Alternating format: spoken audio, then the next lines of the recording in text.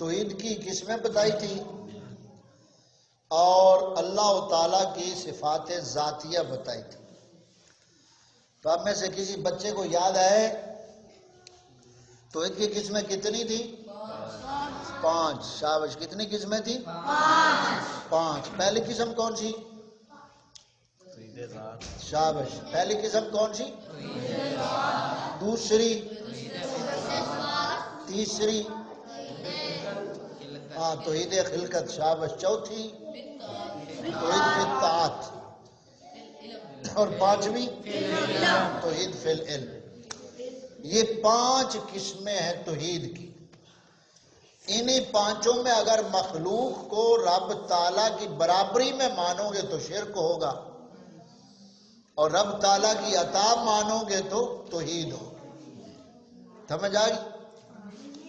تو صفات ذاتیہ کتنی تھی؟ 8. مثلا بولو.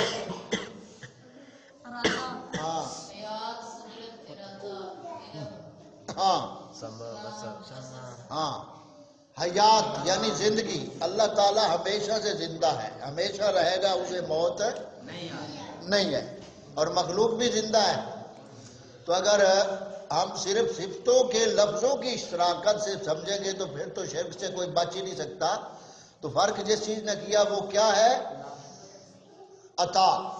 اللہ تعالیٰ کی صفتیں بذات ہیں، اس کو کسی نے دی نہیں، اور مخلوق کو وہ صفتیں یہ عطا کرنے والا ہے. تو جب عطا کا فرق آ گیا تو شرک ختم ہو گیا. کل ہم یہاں تک پہنچے تھے، ایسے ہی ہے نا؟ آج ہم جو آگے سبق پڑھیں گے وہ ہے اللہ تعالیٰ کی ذات پاک کے بارے میں معاشرے میں بولے جانے والے کفریہ جملے. اور اللہ تعالیٰ کی ذات پاک کے بارے میں ہمیں عقیدہ کیا رکھنا ہے، اس کو آج ہم تھوڑا سا پڑھیں گے مختصر سے. تو سب سے پہلی بات یہ کہ یہ پہلے دروس میں ہم بتا چکے ہیں اللہ تعالیٰ کہاں ہے؟ ہر جگہ ہے. کس اعتبار سے؟ اپنے علم اور قدرت کے اعتبار سے وہ ہر جگہ ہے. اب یہ جو معاشرے میں تصور ہوتا ہے کہ اللہ تعالیٰ کہاں ہے تو کہتے اوپر، یہ جملہ کہنا کفر بن جاتا ہے، کیونکہ اوپر ہے تو مطلب وہی ہے اور کہیں نہیں ہے. اللہ تعالیٰ کو مکان میں ماننا یہ کفر بن جاتا ہے کہ اللہ تعالیٰ مکان سے پاک ہے. کہاں سے؟ ٹھکانے سے، جگہ سے، آنے جانے سے، اوپر نیچے سے، دائیں بائیں سے. اللہ تعالیٰ ان تمام چیزوں سے پاک ہے. اب دیکھو ہم اللہ تعالیٰ کا نام پکارتے ہیں، صفاتی نام ستار، عیب چھپانے والی ذات، غفار، بہت بخشنے والی ذات، یہ صفتیں ہیں.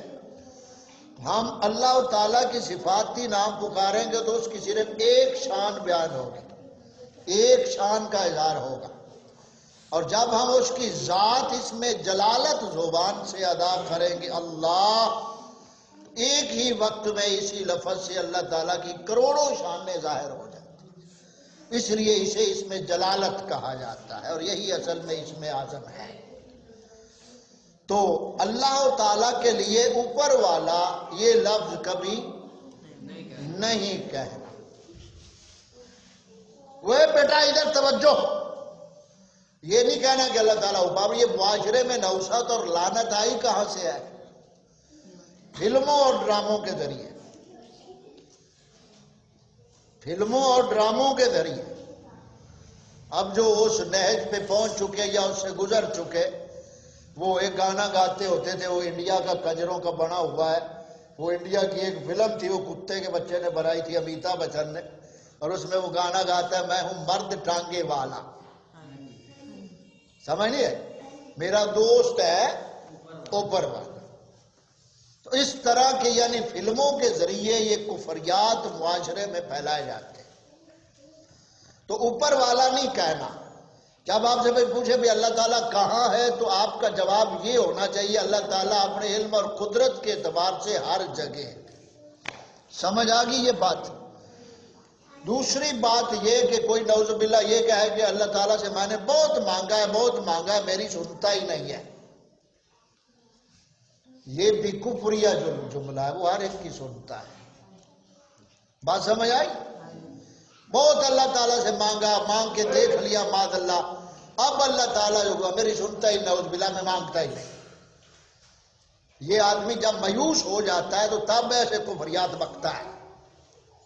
تو اس طرح کا کوئی لفظ اللہ تعالیٰ کی شان میں نہیں کہنا۔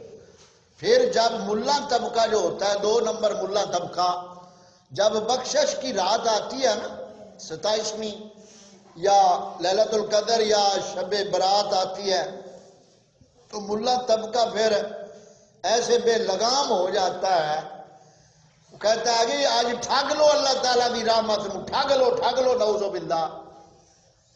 تو اس طرح کے وہ جملے بولتے ہیں، اللہ تعالیٰ کی رحمت ٹھگ لو، آج نہ جینا ٹھگنا ہے، نعوذ باللہ۔ تو اس طرح کے جملے اور اس طرح کے نعوذ باللہ، مجھے یہ کام اللہ بھی کہتا ہے تو میں نہ کرتا، نعوذ باللہ۔ اس طرح کی بکواسات معاشرے میں چلتی، اور یہ کئی فلموں میں اس طرح کے کفریات وہ بولتے ہیں، نعوذ باللہ۔ اس طرح کہنا کہ اب خدا بھی مجھے یہ کہے تو میں نہیں کروں گا، نعوذ باللہ، نقل کفر نباشد۔ تو اس طرح کے یہ کفریہ جملے جو چلتے ہیں، اور یہی جملے آگے جا کر دین سے دوری بن جاتی ہے۔ جب کفر بک دیا، ایمان ختم ہو گیا، اب اسے پہچان ہی نہیں، وہ نیکی کو گناہ کو نیکی سمجھ لیتا ہے، اور اپنے آپ کو اپ ٹو ڈیٹ سمجھ کر کہتا ہے کہ میں مؤذن بن گیا ہوں۔ سمجھ آ گئی؟ اللہ تعالیٰ کی ذات کے بارے میں ایسا کوئی جملہ نہیں کہنا جو آپ کے ایمان کو جلا کر راکھ کر دے۔ جب ہم نے زبان سے کہہ دیا سبحان اللہ، تو اس کا یہی مطلب ہے کہ وہ اللہ تعالیٰ ہر عیب سے، ہر ان کمزوریوں سے پاک ہے۔ تو اتنی بات سمجھ آ گئی؟ اب اگلی جو بات اس کے ساتھ ہے وہ فرشتوں سے متعلقہ عقیدہ ہے، کہ فرشتوں کے بارے میں ہم مسلمانوں کا عقیدہ کیا ہے۔ فرشتے اللہ تعالیٰ نے نور سے پیدا فرمائے۔ کس سے؟ نور سے۔ اور ان کی تعداد اللہ تعالیٰ ہی جانتا ہے۔ سمجھ آئی؟ اللہ تعالیٰ نے فرشتوں کو نور سے پیدا فرمایا، اور فرشتے کھاتے پیتے نہیں ہیں، فرشتے کھانے پینے سے پاک ہیں، اور وہ کسی حکم میں بھی اللہ تعالیٰ کی نافرمانی نہیں کرتے، نوری مخلوق ہے وہ۔ تو کسی فرشتے کی توہین کرنی، کسی فرشتے پاک نوری کی بے ادبی کرنی، یہ بھی انسان کے ایمان کو جلا کر راکھ کر دیتی۔ اب اس کے 1-2 میں مثالیں آپ کو دے دیتا ہوں، مثال صرف سمجھانے کے لیے ہوتی ہے کہ ایسا نہیں کرنا ہے۔ اب نعوذ باللہ کوئی ایسے جاہل قسم کے شاعر نقیب ہوتے ہیں، وہ عام یہ چلی ہوئی ہے گند اس کا جو منہ سے اس نے نکالا تھا، وہ نہ جانے کون تھا اور آگے کس نے پڑھا ہے، کہ فرشتے ہیں تیرے در دے کمی زہرا، رب دی یاد دی خاطر رات رب تو منگ دیے لمی زہرا، فرشتے ہیں تیرے در دے کمی زہرا۔ یہ نقیبوں کی بکے اور کھچے ہیں اس طرح کے۔ اور پھر نعوذ باللہ اس طرح کہنا کہ میں نے، اب یہ جو ڈرامہ چل رہا ہے ارطغرل ڈرامہ، اب اس میں قوم دیکھ تو بہت رہی ہے، لیکن اس میں کفر کتنی جگہ میں کفر بکا گیا۔ اب دیکھنے والے دیکھتے ہیں یہ بڑا اچھا ڈرامہ، اچھا ہے، ٹھیک ہے، اچھا ہے، آپ کے ذہن میں اچھا ہے، لیکن کفر اس میں کہاں بکا گیا؟ کبھی سوچا سمجھا آپ نے؟ اب مثال کے طور میں ایک مثال لیتا ہوں، جس نے یہ مکمل دیکھا ہے اس کو اس چیز کا پتہ ہوگا، اگر ادھر توجہ ہوئی تو، اگر توجہ نہ ہوئی تو پھر نہیں۔ اب اس ڈرامے کے 3رے سیزن میں، ارطغرل جو 3را سیزن ہے، جس میں وہ قلعے کا ذمہ دار ہوتا ہے ایک نام کا ویسولیس کا، اور اس کے ساتھ وہ ایک چودار قبیلے کا اورال ہوتا ہے، رل جاتا ہے اس سے، اور وہ غداری کرتا ہے۔ تو وہاں وہ جو ذمہ دار ہوتا ہے اور وہ جو اورال بنا ہوتا ہے خنجر، وہ ایک دوسرے سے بات کر رہے ہوتے ہیں اپنے چچا کے بارے میں، یعنی اورال کا چچا ہوتا ہے جس کو توک تمیز اس کو زہر دیتے ہیں، اس بارے میں اس کو پتہ چل جاتا ہے اورال کی وہ بےایمانی اور غداری کا، تو اب وہ اس وقت وہاں کیا بکتا ہے، وہ کہتا ہے کہ میں اس وقت تک نہیں مروں گا، میرا ملک الموت سے معاہدہ ہو چکا ہے، نعوذ باللہ۔ سمجھ آئی بات؟ اب قوم تو سن رہی ہے، انہیں کیا پتا کہ کیسے میٹھا زہر دیا جا رہا ہے کہ میرا ملک الموت سے معاہدہ ہو چکا ہے، جب تک مارنا رول یہ رکھا میں اس وقت تک مروں گا نہیں، نعوذ باللہ۔ پھر ایک اور جگہ پہ وہ جب دوسرے سیزن ختم ہوتا ہے تو دوسرے سیزن میں جب منتقل ہوتے ہیں تو بھائیوں کا آپس میں اختلاف پڑ جاتا ہے، تو اس وقت ان کی وہ جو ماں بنی ہوئی ہے اس میں آئمہ خانم، اب وہ کیا کہتی ہے، وہ اپنے بڑے بیٹے جو اس کا بنا ہوا گندوز کے کیا نام ہوگا، کمدوتو کے کیا نام اس کا بولتے ہیں، اس کے بارے میں کہ جہنم میں کوئی آگ نہیں ہوگی، یہاں ہر ایک اپنی اپنی آگ ساتھ لے جائے گا، جہنم میں کوئی آگ نہیں۔ آپ کو سمجھ آئی بات؟ تو اس لیے دماغ عقل کا صحیح استعمال ہو تو پھر چیز سامنے ہوتی ہے کہ یہ کیا کہہ رہا ہے۔ اب یہ نعوذ باللہ یوسف علیہ السلام کی فلم کتنی دنیا میں مشہور ہوئی، دن رات چل رہی ہے، اب اس میں کتنے بکواسات ہیں انہوں نے کیے۔ اس پہ صرف ایک بات بتا دیتا ہوں کہ جب وہ بچہ جو بنایا ہوتا ہے انہوں نے یوسف علیہ السلام، اس کو جب بھائی کنویں میں پھینکتے تو وہ کنویں میں تنہا ہوتا ہے، اب یکدم وہاں روشنی ہو جاتی ہے، وہ نعوذ باللہ نقل کفر نباش وہاں پھر وہ فرشتہ آتا ہے وہ کنویں میں، تو اس سے وہ پوچھتا ہے کہ میری نجات کا سبب کیا ہے، تو آگے سے وہ نعوذ باللہ جو فرشتہ بنا ہوتا ہے وہ کہتا ہے کہ تمہاری یہاں سے نجات کا سبب تمہارے ہاتھ میں ہے، تمہارے ہاتھ میں ہے۔ وہ کیسے جی؟ اب یہ ہاتھ ہے، اس میں نجات کا سبب کیسے؟ اب اس نے وہاں شیعہ عقیدہ بیان کیا، شیعہ عقیدہ وہاں اس نے بیان کیا، اور یہ بنائی شیعوں نے، پیسہ ایران کا، اور شیعہ سارے گلوکار کنجر سارے اداکار ہیں کنجر۔